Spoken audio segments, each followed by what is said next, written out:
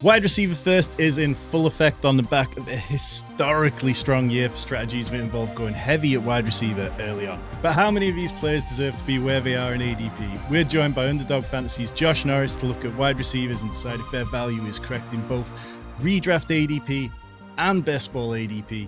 This video is going to give you the answers you need to crush your fantasy drafts this summer. I'm Tom Strachan, joined as always by Rich Cooling. But we've got to start with Josh. Welcome back into the Fantasy Sanctuary. It is always a joy to have you here. Last year's show on the same topic. I feel like we crushed it. We nailed a lot of good calls. Josh, how are you feeling about the wide receiver position in general this year?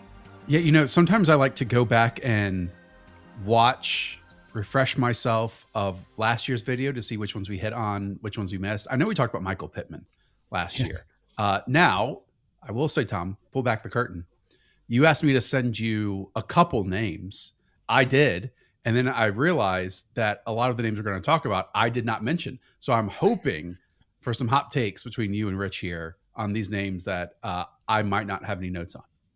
Well, I mean, I'm very familiar with your content. I'm, of course, very familiar with Rich's content. And There's definitely players who I feel are very good conversation pieces across the draft board that we have to get into. Rich, I know you have obviously been grinding the dynasty streets hard for months and you're kind of slowly getting into the redraft mindset now. How are you feeling about what all those best ball sickos have done to the wide receiver ADP? It's entertaining, shall we say. I think it's fantastic that, unfortunately, us poor people, we can't draft an underdog, but what underdog seems to have done to the wide receiver market across basically all other platforms is, we're just following suit as such. For me, I feel like I've always been a bit of a zero hero RB drafter, so it's nice that the rest of the world is kind of catching up, it feels.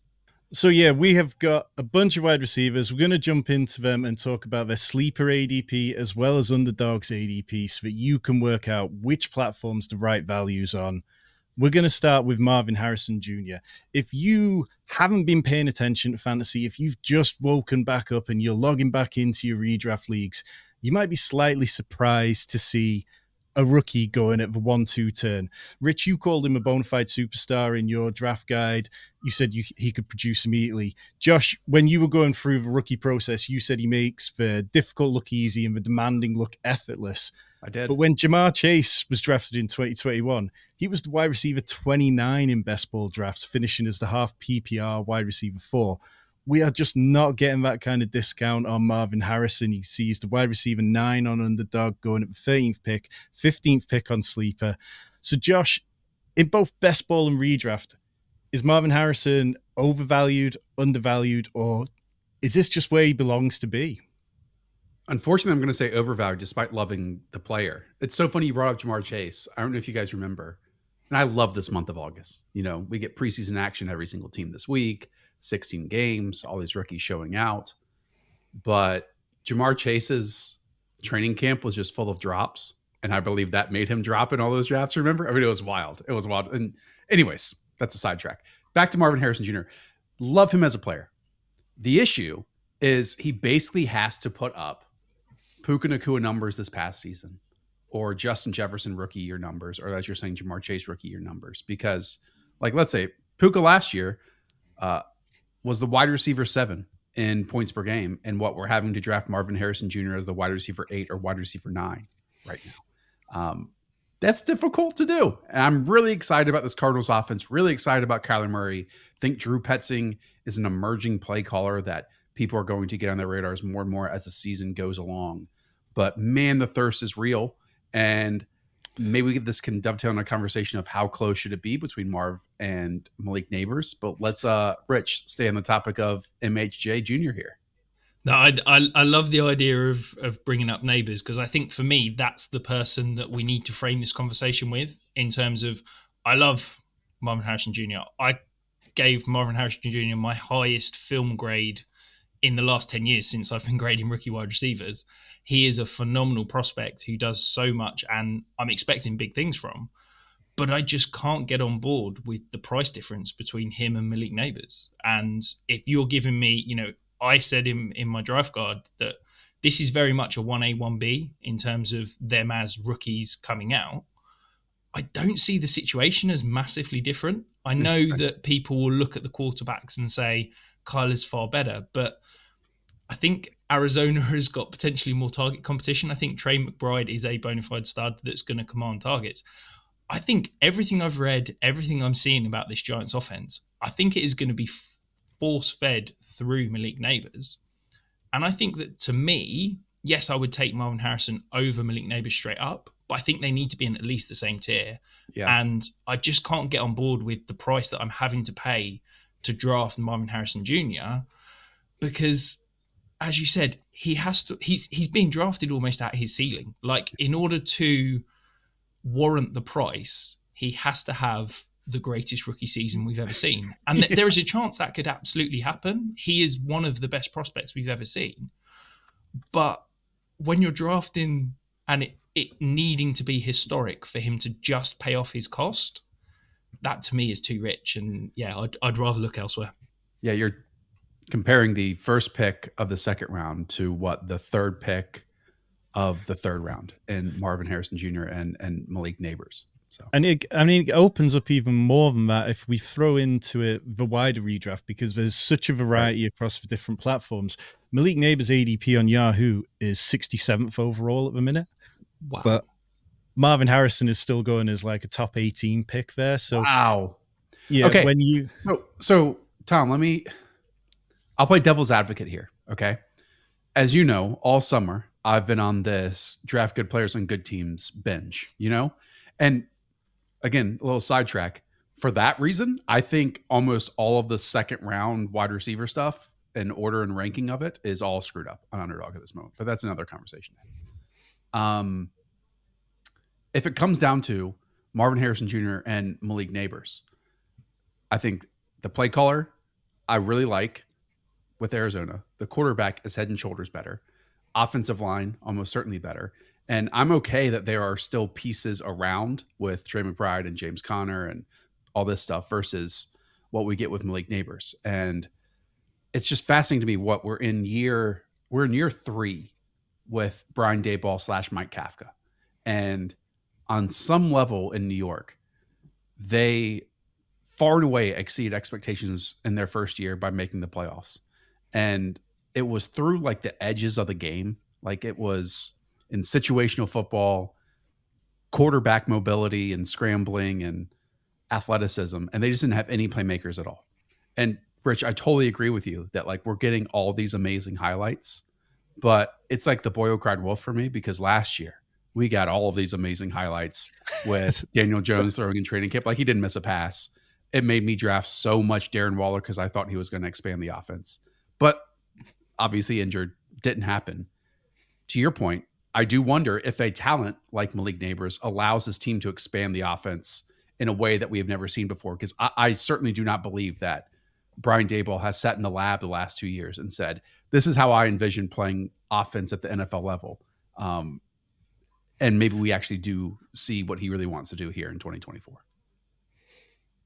Can I push back a little bit on the kind of play caller definitely going to Arizona? I think with Brian Daboll taking back play calling responsibilities, I think, we saw him craft some pretty unique and interesting offenses in Buffalo where he forwarded the ball and had some fantastic, wide receiver 1 fantasy seasons. I don't think we can definitely say that he's an inferior play caller to Drew Brensick. And I get what you're saying about the quarterback situation, but for me, when I think the quarterback situation is more impactful for guys kind of like wide receiver 2, wide receiver 3, that we're fishing around 100 targets. There's a world where Malik Nabers could be getting 150 targets this year. It doesn't really matter who's throwing him the ball. If he's getting 150 plus targets, that's going to be a phenomenal fantasy season. And I just think that sometimes we overlook that force feed and alpha situation when there's inferior second, third targets in an offense. Now, with that said, I want to let it be known that I'm not taking Marvin Harrison Jr. where he's being drafted, and I am taking Malik Nabers where he's being drafted. So, Josh, how many round 2 wide receivers would you take ahead of Marvin Harrison? Yeah, I mean, to me, I don't see how Jalen Waddle is 4 wide receiver spots after where Marvin Harrison Jr. is. I've been on this tear of how the Dolphins last year had so many 10 point, 20-point leads in first halves. And just to pull it up here, the stats that Tyreek Hill had in the second half, it totally declined. And it's even more so for Jalen Waddle. I mean, he had 23 catches, 306 yards, and 1 touchdown in all third and fourth quarters last season. And that's because when this team was in neutral pace and neutral play, they were the third or fourth highest pass rate in the league, but they finished around 15th to 16th overall, again, just because of how far ahead they were. Vegas is only projecting this team for 9.5 wins. To me, that dictates more closer games. And if that's the case, I think Jalen Waddle, who I was not advocating to draft last year at his ADP, I am totally fine with taking him at the turn this year ahead of a bunch of those names. There we go. Even if it is, Tom, by the way, even if it is his team's wide receiver 2 versus another team's wide receiver 1, because I think with how the Dolphins play football, how awesome and aggressive and explosive it is, I'm okay with taking a team's second pass catcher versus a worse offense's primary pass catcher.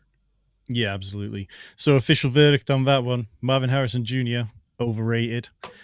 If you are finding our videos for the first time, do me a solid and hit that subscribe button down below. We are ever so close to 3,000 subscribers. Here we do Dynasty, we do Best Ball, we do Redraft, we do DFS. We get you cooking all year long. Now, I wanted to talk Nico Collins. Josh wanted to talk Tank Dell. Rich has been in on both of these guys for quite a while. So instead of trying to separate them, we're combining them both. Both players go 11 picks later in sleeper ADP than we do in underdog ADP.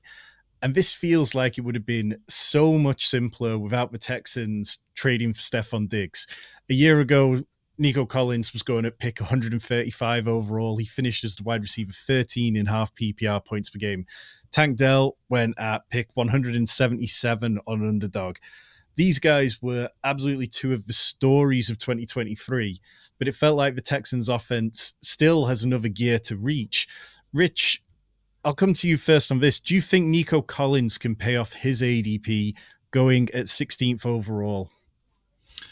I think he can.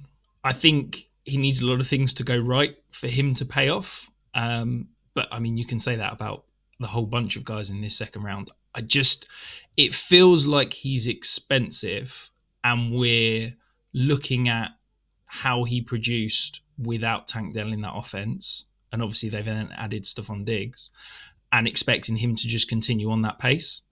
I feel like the gap between all three of these wide receivers in this offense should almost be negligible.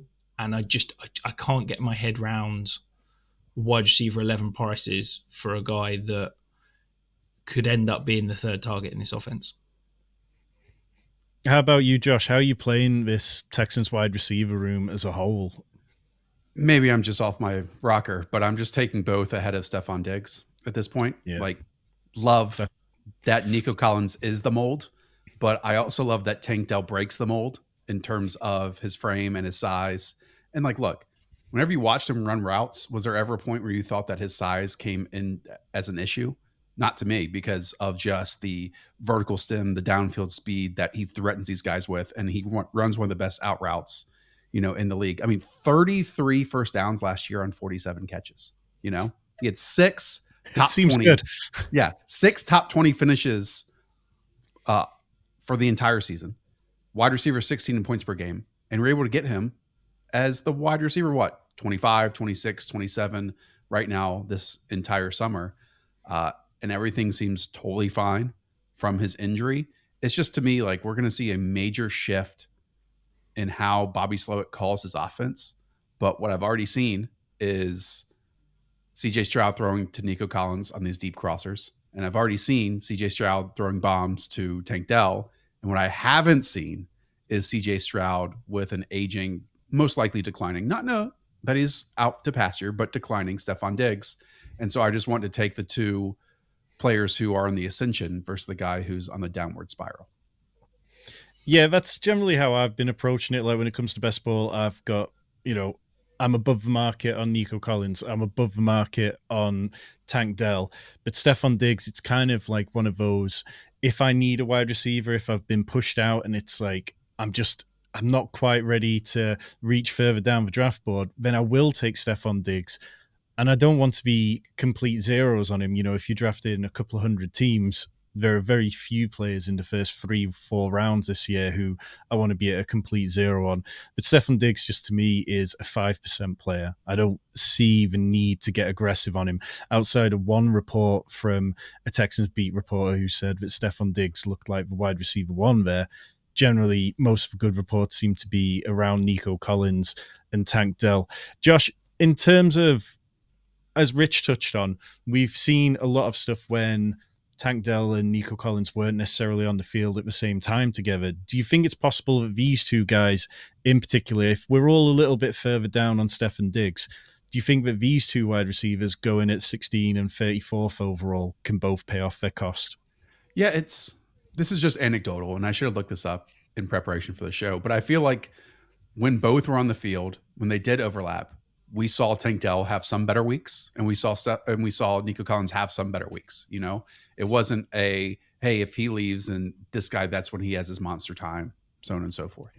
I just think that this is a sweet offense that is going to get even healthier along the offensive line. And what I was talking about with the changes, I mean, this team was like 21st or 22nd. I can look up the exact number in 11 personnel usage. We know that Bobby Slowick use a ton of fullbacks and tight ends, and it was advantageous for them last year because of the offensive line issues, and it gave them extra max protection. And so that allowed really so often just two deep crossing routes over and over and over again. But I think Bobby Slowick is smart enough that he understands that, hey, my wide receiver room is a lot more talented than my tight end and fullback room. And so he's just going to change the way that this team plays. I think that is a nice trickle-down effect to Joe Mixon because that gives him some wider boxes to attack. But I do wonder if we're going to see the same exact plays that we saw last year that was, under center, deep play action, hit the back foot, launch it 17 yards on the field, because that hits a bit differently with three wide receivers without that same formation blocking threat on top of it. Yeah, and just gone back to the Nico Collins slide there, because you can see the Texans passed on first downs at the sixth lowest rate last year. That has to change. Everything you've kind of been saying there, Josh, just feeds into it. And if you are drafting one of these Texans wide receivers much more aggressively than the rest, I want you to let us know in the comments, because it's the season of giveaway. We are currently giving away $100 in cold hard cash, 12 months of premium access to our Discord, as well as $25 for our merch store. All you've got to do to be in the mix is just leave a comment on any of our videos this summer, and we will get you into that draw as we close in on 3,000 subscribers. Someone I've struggled with at times, and I'm still not quite decided where I want to get to in terms of my best ball portfolio or redraft leagues. It's DJ Moore, wide receiver 19 on Sleeper, wide receiver 22 on Underdog, so a little bit lower, coming off career highs in yards per route run, receptions, and receiving yards, despite the fact that he had Justin Fields, who was injured at times, erratic at other times. But the problem I can come back to with DJ Moore is that through most of his career, outside of a brief spell where Robbie Chosen or Robbie Anderson, as he was at the time, DJ Moore's not really had much top-tier quality to compete with. And now he's got Keenan Allen. How dare you criticize Curtis Samuel, sir? I said not much. I mean, we're going to get to Curtis Samuel later. Don't worry about that. But Keenan Allen, who was the wide receiver 3 in PPR points per game last year, averaged 11.5 targets per game, which was a full target more per game than Tyreek Hill and CeeDee Lamb, not to mention Rome Odunze. So Josh, what are you saying about DJ Moore this year? Do you think that he deserves to be going in this sort of top 30, top 35 range of drafts? I got to be honest, this is the name I was referencing when I saw that you guys added some to this list. I feel bad. I have no DJ Moore takes. Like, I think he's really good. He obviously has had something like a 27% target share. Keenan Allen's also had a 27% target share and like nothing lower than that when he's been healthy. Rome Odunze on any other, and maybe Rich disagrees, but it seems like in many other years would have been the top wide receiver prospect in his season. So I just don't know how to, display this with all three, along with Shane Waldron having a pretty nice wide receiver trio last year and not totally understanding how to use all three of those players too. I have no notes. I have no takes. I would love to hear one of you guys steer me in the right direction with DJ Moore.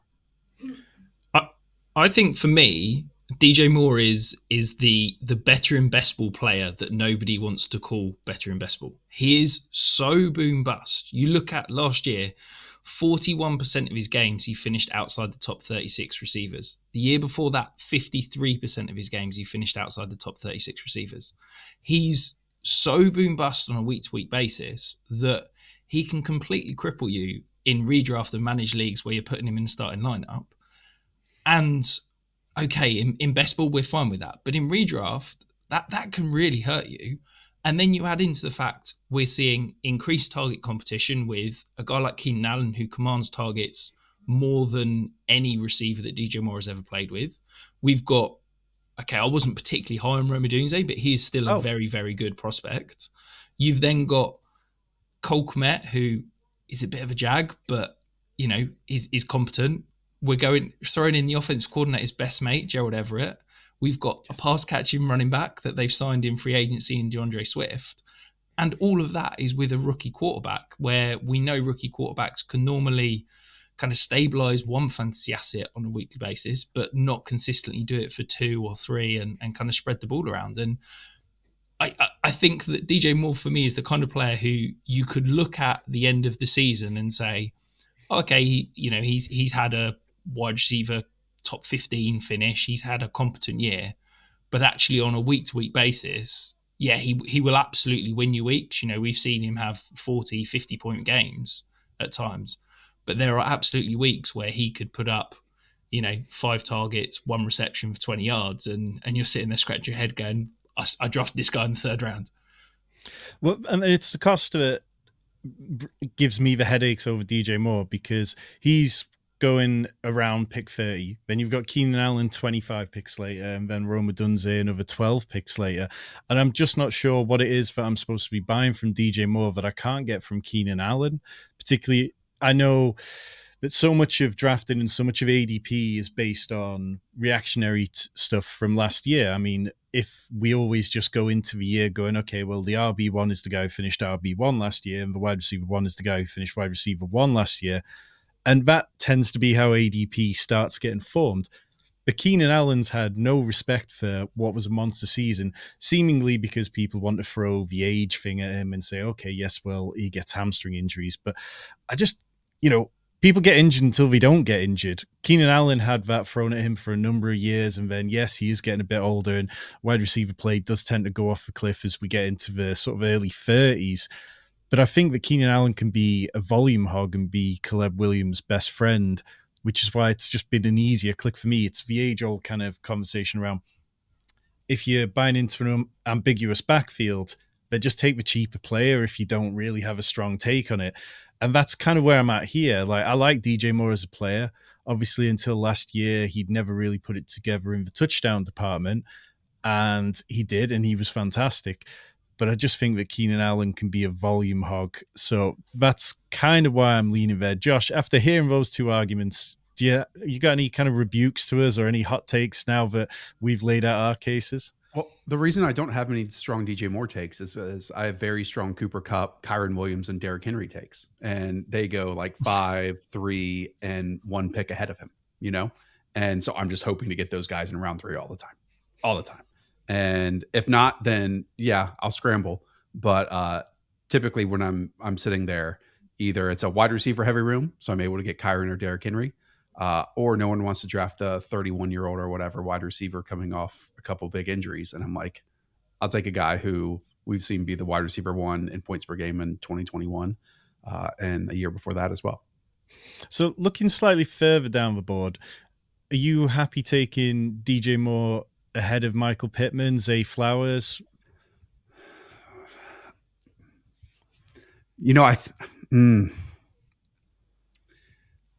I like don't have an answer for you. Like I'm trying to imagine being on the clock in this moment, right? And you know me, I loved Michael Pittman this past season. I also, what you just said of people taking last year's numbers and just implementing it on this year's stuff. I don't think you can do that with the Indianapolis Colts offense because that was Shane Steichen coaching around Gardner Minshew, and he did a heck of a job creating so much out of that, you know? And even when you go back and watch like Ricky Pearsall or look at his stats, his average depth of target was 7 yards further down the field with Anthony Richardson than it was with whoever the hell played quarterback this past season, you know? So to answer your question, I'm probably just taking a mix of these guys in best ball at this moment and doing the bland, vanilla, diversifying my portfolio, rather having a full-on stand like I do with Cooper Kupp, Kyron Williams, and Derrick Henry. So let's move away then and get to a player who I think you might be taking a stand on. Jalen Polk, the Patriots wide receiver room, it feels completely wide open. Last year's big splash, Juju Smith-Schuster, is now running with the third team. Kendrick Bourne's recovering from an ACL injury. It all sets up really well for somebody to carve out a role. Enter Jalen Polk, the second of the 3 Washington rookie wide receivers to be drafted. And it feels like in years past, a player being drafted in the top 40 at the wide receiver position might have got a bit of pop. But because there were 9 other wide receivers drafted ahead of him this year, it doesn't feel like that's kind of played out. Josh, give me the Jalen Polk sell if he's somebody that you can't stop drafting. Not to revert you, but Rich, I'd love to hear your thoughts on him since I'm sure you evaluated him coming into the league. Yeah, I was a big fan of Polk. So I loved him as a route runner. I thought he was a underrated prospect. I was pretty high on him in terms of my model. Big fan. And for me, he's the perfect kind of guy that I'm targeting in this sort of range where I think the Patriots offense, I can't believe I'm saying this as a Jets fan, the Patriots offense I feel like is drastically underrated by the whole community. Wow. I think that, it's a little bit disgusting, and I'm quite concerned about Alex Van Pelt as an offensive play caller, given he's never really done it before. But I like the quarterbacks. I think the offensive line is okay. I think it's a little bit overblown how bad it is. And I feel like it's going to be better than people expect. Jacoby Brissett is a competent NFL quarterback. And that is more than can be said for some of the other starting quarterbacks in the league.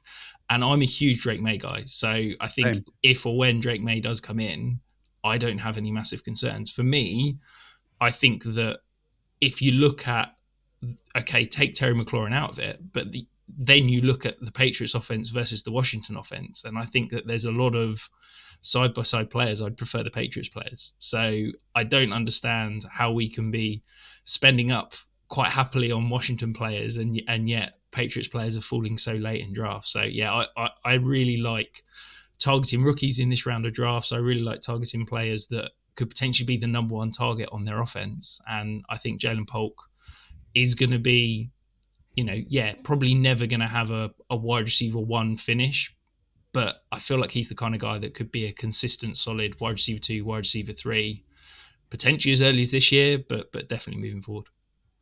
To me, it's very fitting that he is neck and neck with Josh Downs in ADP, considering what Drake May and Josh Downs did together. Like the production, the play, just having one guy to the caliber that Josh Downs has for Drake May just made everything exceptional, And he didn't have that his final year. Put the team on his back, did his best. And Jalen Polk just screams like Robert Woods to me over and over. And I know that doesn't sound so flashy to anyone anymore, but later it's like a volume sponge. I think he can really be in this offense as an inside to outside player who makes really difficult catches. And as you said, the small moments that we got Jacoby Brissett last year, he just understood that, hey, these are his last moments and I'm just going to let it rip and try to throw it down the field. And coming out of that Washington offense, Jalen Polk was not this standard low A dot type of dude. He worked down the field in multiple alignments. And I'm with you.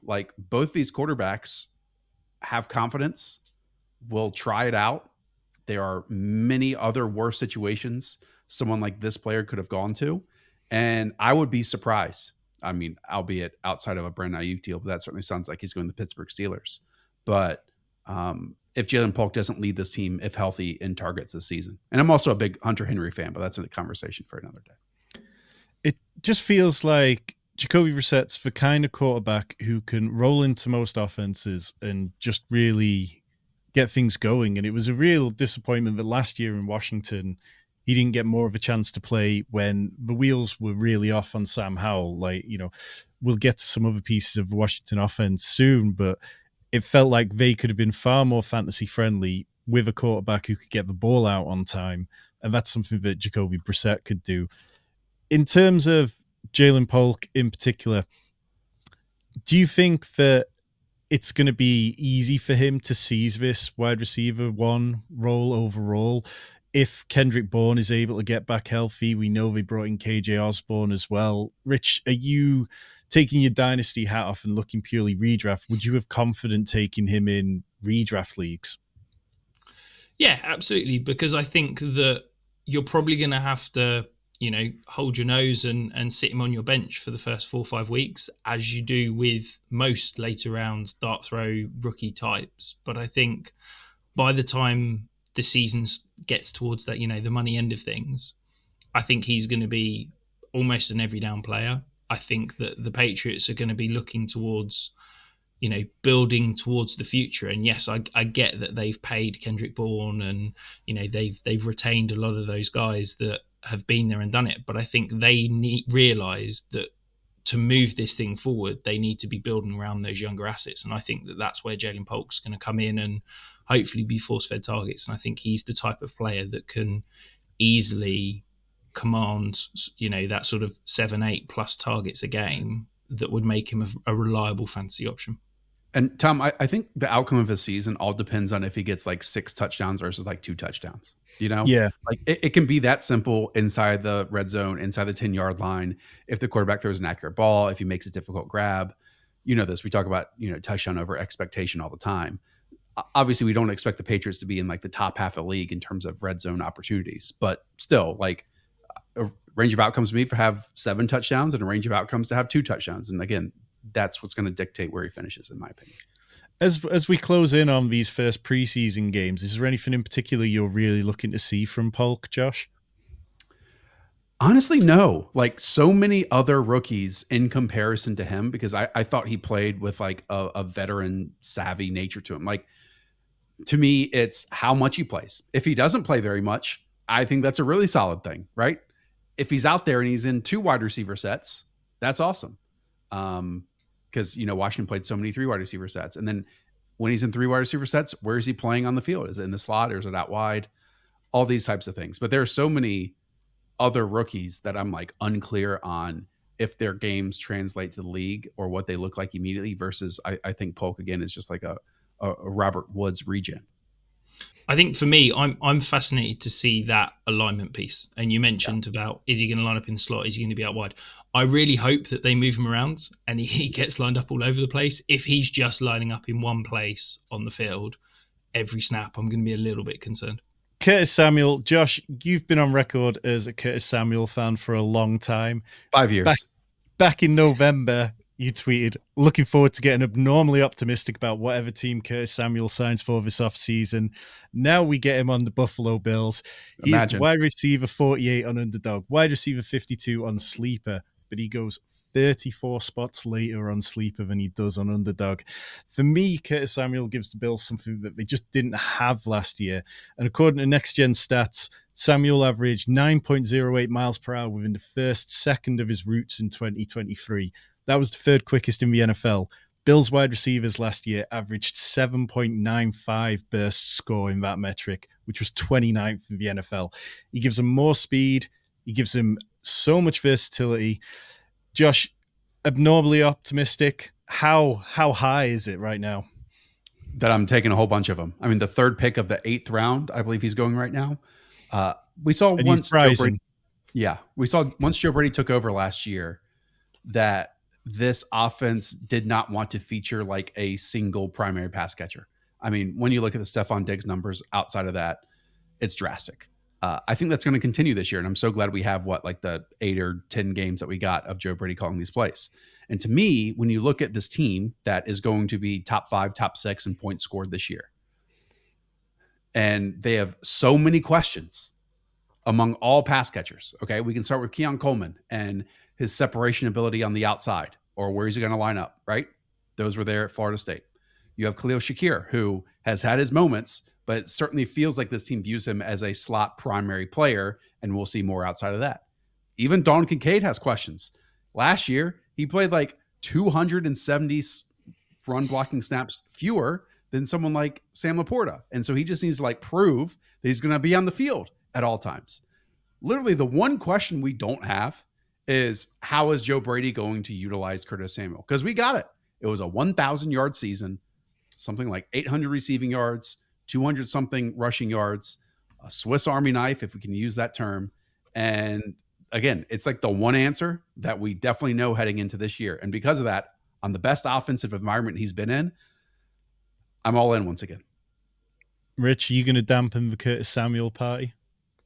I feel like sitting on a video with perhaps the 2 biggest Curtis Samuel fans outside of his immediate family. I'm always going to come across slightly negative. I guess it's a question for you guys. Do you feel like this is more of a floor play than a ceiling play? Like, what's the dream situation? What's the upside that we can potentially see from Curtis Samuel? Is there that boom outcome, or is he just going to be, his upside is a wide receiver 3? I think that's a fair question, not to steal the mic, Tom. No, go ahead. It's a fair question, but like what maybe I'll do is go back and look at in that season with the Panthers where they scored in terms of points scored and touchdowns scored. Because again, I feel like this team was probably going to score 10, 12, 14 more touchdowns than that team did back in the day. And if that's the case, if 2 or 3 or 4 more go in his direction, that's a big win. Like, I just have loved the player in isolation so much, especially when healthy. I think he's a fantastic separator who wins at all different levels, that we just haven't seen him in an environment like this. And it's just like, oh, I hope, I wish, like back in December or January or whatever, saying I'm going to get unreasonably optimistic. Could there have been a better fluid situation for him to fall into other than Kansas City? Probably not. Yeah, for me, it's like Curtis Samuel might not ever finish as a top 15 wide receiver, but like he earns targets at a ridiculous rate. You go back to last year's Washington offense, and I was not a fan of Sam Howell. I was not necessarily wanting to have lots of exposure to that offense in general. But Curtis Samuel had weeks where he scored 21 PPR points, 19 PPR points, 18.5, 18.2. So we know that he's going to have those games, and that's what I'm looking for at this range of a draft before you go off the cliff edge and you start looking at the likes of Jameson Williams, who can be a difficult prospect for a lot of people to pass, or Cortland Sutton, who is playing with a rookie quarterback in an offense that looks particularly difficult, and then you get even deeper down. So I'm completely fine saying I think that good organizations look at players like Curtis Samuel and are going to make them an integral part of their offense. But if Curtis Samuel's ADP reached up into, say, the 60s, then it would be difficult for me to carry on drafting him at the rate I am. And as it stands, Curtis Samuel is a player who I'm sitting on 16% of through 200 drafts. Can I follow that up with another question? So I'm not giving much takes, much advice, but I want to pick your guys' brains. Curtis Samuel, throughout his career, has been a primary slot player for every offensive coordinator other than Joe Brady. Joe Brady lined him up over 50% of the time out wide, and used him out of the backfield in some inventive ways. We come to the Bills where, potentially he could do his best work out of the slot, but so could Dalton Kincaid, so could Keon Coleman, so could Khalil Shakir. Are you worried that Joe Brady could go back to how he used Curtis Samuel in the past as a outside wide receiver more than a slot, and that could impact the production we could see out of Curtis Samuel? I just think he's going to be the moving piece, like if Keon Coleman plays on the outside, they've basically already said he's going to be our X guy. That's also Matt Collins, right? And then I think Khalil Shakir despite the fan base that is out there for him, is a primary slot player. And then it's music to my ears that we get this Z motion shift guy and Curtis Samuel out of all these different personnel packages. Now, to your point, we keep hyping up this one season he had with Joe Brady, and I believe he finished as the wide receiver 48 in points per game that season. Again, big difference. I looked it up. Back in 2019, the Panthers had 37 total touchdowns that year. I think that was like 18th in the league. The most was 60 with the Baltimore Ravens. And then like top 5 was 50 touchdowns. So like 13 more touchdowns this team might score than that team he played on back then. So that's a pretty significant difference. Yeah, and I know it's an off-season trope to talk about wide receivers playing in the backfield in the Debo role. But he actually does it. But this is the original Debo. Curtis Samuel's been doing it. And when you look at the running back situation for the Bills, it's clear that the Bills have an idea of what they think that James Cook can do. And Ray Davis, Rich, I know you liked him in your draft guide, and I know that he's quite a palatable player where he goes at cost in both redraft and best ball. But I'm not too worried about these running backs without great draft capital when it's easy to see somebody like Curtis Samuel getting those backfield touches at times. Like, I just think, yeah, much like Josh, that there's a huge range of outcomes for Curtis Samuel. I don't think he's necessarily going to finish as a top 20 wide receiver, but if I can come out of pretty much any draft I'm in this season with Curtis Samuel, then I'll be pretty happy. Lad McConkey, if you were to look at just the raw college stats, you'd probably not be overly wowed by McConkey's profile. He never topped 800 yards in 3 seasons, never hit double-digit touchdowns. And part of that comes back to the fact that he picked up injuries. He was playing with Brock Bowers, who was like the wide receiver 1 in that offense. But now McConkey has got this huge opportunity to be Justin Herbert's best friend, and Justin Herbert doesn't have many friends around him right now. When Keenan Allen was there, he led the league in targets per game last year. But the vibes around the Chargers, they're really not great. You know, Mike Williams is gone. Keenan Allen's gone. Justin Herbert's injured. Gus Edwards is injured. Lad McConkey is dealing with stuff of his own. Yes. Rich, you're a Georgia fan. Are you paying top 72 price for him on underdog, or is the sleeper price of 86 overall much easier to swallow? Yeah, I'm a big Georgia fan, but maybe I need to check my Georgia fan card because I'm not a big Lad McConkey fan. I didn't love him on tape, and I think it felt maybe a bit hot takey during rookie draft season. But I do think that this whole Chargers offense is being undervalued. I think that people have gone too far with the Justin Herbert's going to throw 10 times a game trope that, you know, we're kind of hearing, and it feels like somebody in this Chargers receiving core is going to be a great value and kind of produce decent numbers. Who that's going to be, I don't know. But I just struggle to click Lad McConkey's name. And part of that's because, you know, I'm one of the biggest Deontay Johnson fans. I know where you're going, yeah. He's basically going the exact same price wherever you're going. So I'm always clicking Deontay over him. But same. I like the potential and the situation. I don't love the player. And for me, I kind of will sprinkle a bit in, but I just don't know if he's going to get enough volume early on in the season, particularly now we've got Justin Herbert with an injury. We've got Lad McConkey who's dealing with his own issues.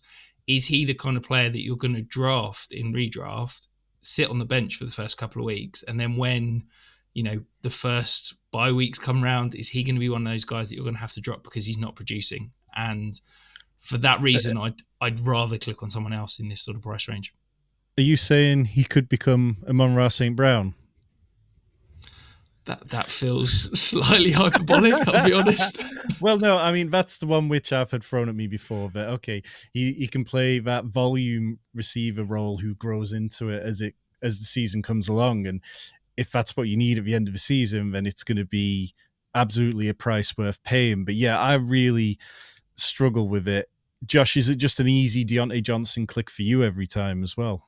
Yeah, of course. But I love Lad McConkey. Like, I really like him as a prospect, more so than the Georgia fan, apparently. I also love David Montgomery, who's going right in this range. I actually feel like Lad's, like, if we just look at the wide receiver stacking in that area is pretty fair. You know, he's going just ahead of Brian Thomas. Tell me the one Brian Thomas highlight you've seen in preseason so far. I'll wait. There hasn't been like a single one when you think about it.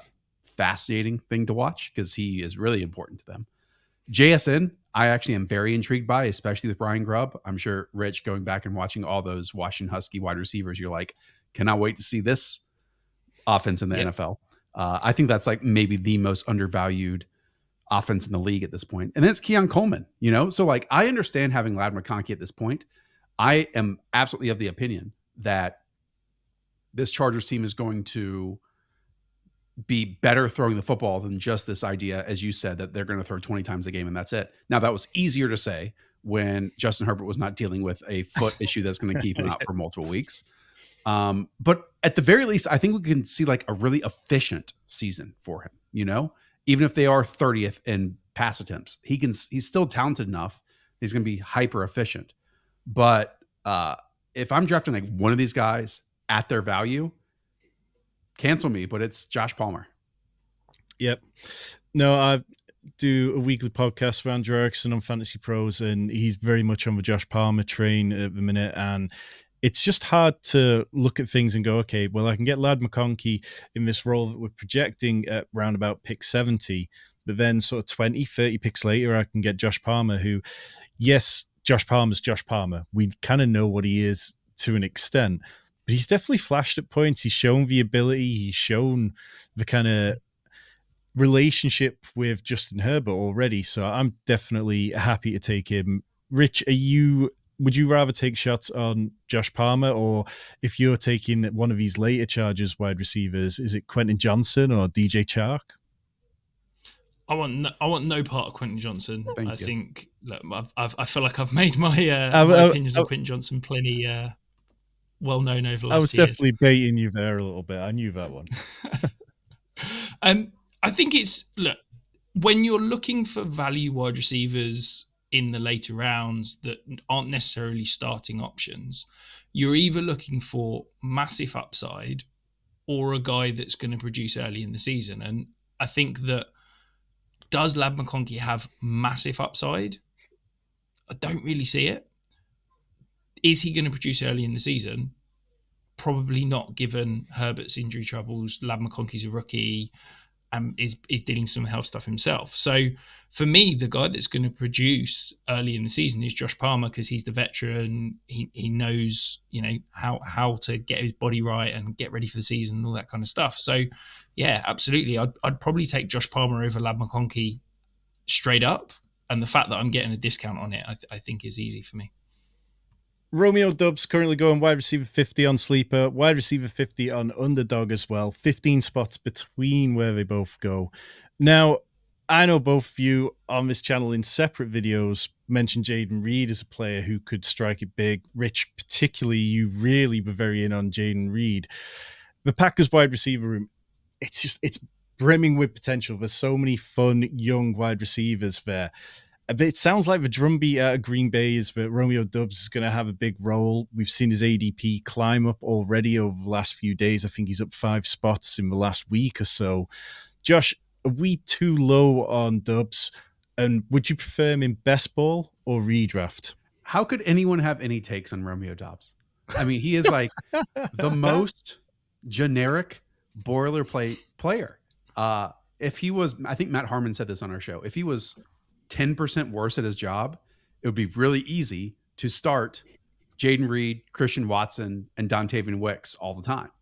But since he's not, then Romeo Doubs in the playoff game, when we got all 4 of these wide receivers together, 2 of them combined, he's the only one that in both contests played at least 60% of the snaps. He was in for 70% and 81%. Now, I do think he's got it to do like the dirty stuff, the difficult responsibilities, and let the other guys do all the fun, flashy, explosive, oh, that's cool to watch things.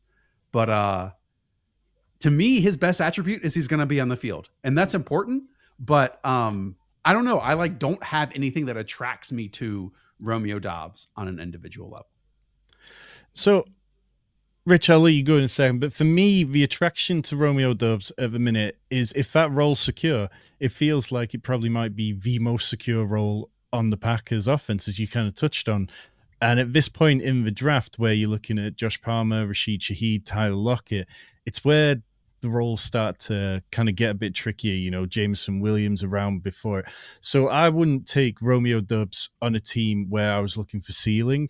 But if I'm drafting a team and I need volume to make up for it, so let's say I started double running back out of the gate, and then by the time we get down to this pick 100 range of the drafts, I need somebody who can get volume for me, and then I can go wide receiver heavier later on to make up for it and take shots on Jalen Polk, take shots on some of these rookie wide receivers who we want to hit in a big way, but I just kind of need some level of floor to kind of get me through that spell.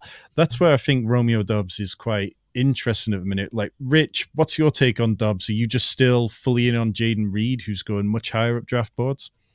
Yeah, I think that, look, Doubs is going to have a bankable role. We know what that role is going to be, but it's going to be low value targets. He's not going to command huge volume. So what is it? You know, to me, he's Gabe Davis without the deep shots. Like, yeah, he's a great blocking. He's good at the dirty stuff. And he's probably going to end up with like a 17 to 18% targets per route run rate. Well, that's below average when you're on the field. Like, I just don't see the upside play. And I get what you're saying, Tom, in terms of building a best ball team and sometimes you need some bankable volume. But if we're talking redraft, what Romeo Doubs is going to end up is being what we call back in Dynasty is that roster clogger, where he's going to sit on your roster. He's too good to drop. No one's going to come up knocking on your door to try and trade you for him. And you're never going to be able to start him because at best you're okay, he might get me 8 points this week, but he's probably not going to get me 20.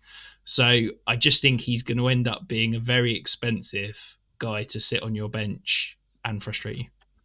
So, okay, neither of you seem particularly into the idea of drafting Romeo Doubs. So that leads me... Well, I mean, in my case. We like to have fun, excitement, ceiling, draft guys with some juice and electricity. And you're here being like, I want some volume in the middle of my drafts, when he's like right next to Rashid Shaheed and Tyler Lockett and these dudes. Right. So let's play a quick fire game then of would you take these guys after him, ahead of him, and find out where Romeo Doubs should be going in drafts. So both feel free to just one word answer as soon as you like. So Rashid Shaheed, you'd take over him? Yeah. Yeah, we like fun. Tyler Lockett? Yep. Yeah. Khalil Shakir? No. No. I'd struggle. Like, they're the same to me. Okay, well, the next wide receiver up is Dontavian Wicks. Yeah, and there's been like a massive climb all summer for this. You know, it was like, felt like 30 spots later, Dontavian Wicks is gone. So that's like a tough readjustment for me. So, Rich? I just don't see Wicks commanding the target volume to get there. So it's a no for me. Brandon Cooks? I mean, now you're getting to the territory where like, I don't want to draft any of these guys. Like, I don't really want to draft Brandon Cooks. I don't really want to draft Jacoby Myers, and that might come back to bite me. You know, instead, Blake Corum. Hell yeah. Well, that's definitely a wider conversation. And for me, between pick 72 and 110, 120, I want at least 2 running backs in every draft. And I did a video on the channel, which is right here, right now. You can go and check that out about why historically this range of the draft has been excellent for running backs. But in general, if you've been boxed out of the wide receivers, I just don't think Romeo Doubs is quite as bad as perhaps we're getting led to believe when there's some real question marks further down. And I think, okay, maybe we could slide Romeo Doubs back 3 spots or so in wide receiver rankings. But by the time you get to Dontavian Wicks, Brandon Cooks, or even Jacoby Myers, there's question marks for sure. I'd take Myers over Doubs. One last time, hit that subscribe button if you haven't already. We are so close to 3,000 subscribers. We have loads of redraft content coming your way over the next few weeks, getting you set up to win big in 2024. Jahan Dotson, when we talk about improved situations for players in 2024, it is so hard to ignore that the Commanders' pass catchers had a massive upgrade at quarterback with Jaden Daniels taking over at quarterback. Yes, he is an absolute liability when he's running and a magnet for massive hits, but he also connected on 19 receptions of 20-plus yard throws to Brian Thomas last year at LSU. Jahan Dotson played outside on 60% of his snaps last year, 75% in his rookie year when he was more successful. Rich, if the Commanders push Dotson back outside, is that going to unlock him again with Jaden Daniels at quarterback? Yeah, look, I was a huge Dotson fan coming out. I was a huge Dotson fan after year one. Yes, okay, it was slightly buoyed by unsustainable touchdown production as a rookie, but I still believe in the talent. I still think that this offense has got enough volume to go around that Jahan Dotson can hit. I am absolutely terrified by his underlying numbers last year. He was below 1 yards per route run. His targets per route run was horrendous. You know, one stat that I like to look at is first downs per target. That was abysmal. Like, yeah, if you just turn a blind eye to the numbers last year, I still like the player, and I think that wide receiver 6'3", you know, we've talked about, do you go boring and draft someone that's not very exciting like Romeo Doubs, or do you chase upside? And look, Jaden Daniels could absolutely bust and be horrendous, but there is a world where he's just scrambling around, creating plays out of structure and throwing the ball all over the field. And it could be a fantastic watching Jahan Dotson with that sort of quarterback and what he could put up.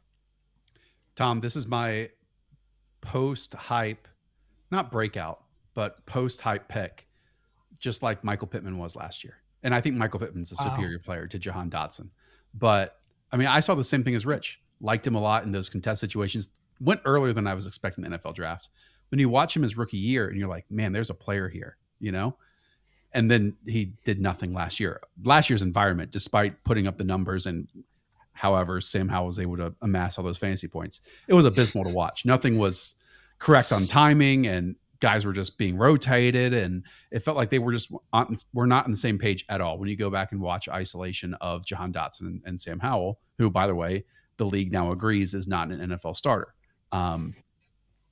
I think Jahan Dotson, at the very least, is a solid zone receiver. And now with Jaden Daniels at quarterback, I would expect this Commanders offense to see a lot more zone coverage than they do isolated man-to-man situations, just because of that running threat.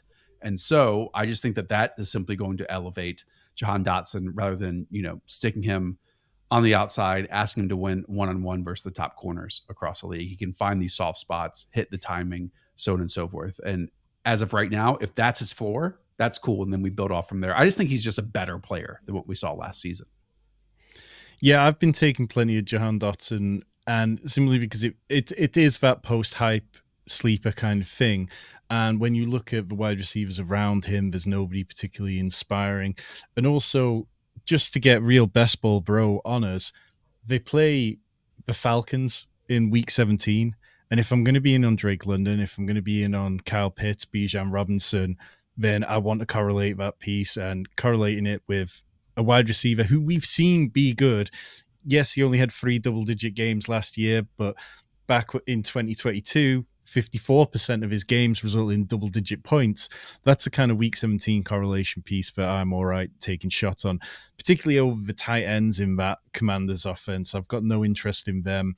Josh, are you also interested in Terry McLaurin and Luke McCaffrey, or is this just much easier for you to say Jahan Dotson's the right guy in the right place on draft boards? Yeah, to be honest, I haven't drafted a bunch of Luke McCaffrey. I didn't watch a ton of him coming out of school, you know. Josh, are you aware that Luke McCaffrey and Jaden Daniels are having breakfast together every morning? Oh, well, it worked for Puka and Matt Stafford. So, you know, we'll see if we're 2 for 2 here. I am taking Terry because when you think about it, like Jaden Daniels, slot fades, vertical shots, the timing of that when the coverage dictated it, that was like half his production about like last season. And, you know, Terry is kind of the only one on that roster that has that skill set. It is fascinating, and I want to find this number. Terry McLaurin only has something like 3 red zone touchdowns in his entire NFL career. What? Yeah, no, it's. I'm going to try to find this. No, I'm way off on that. He has 20.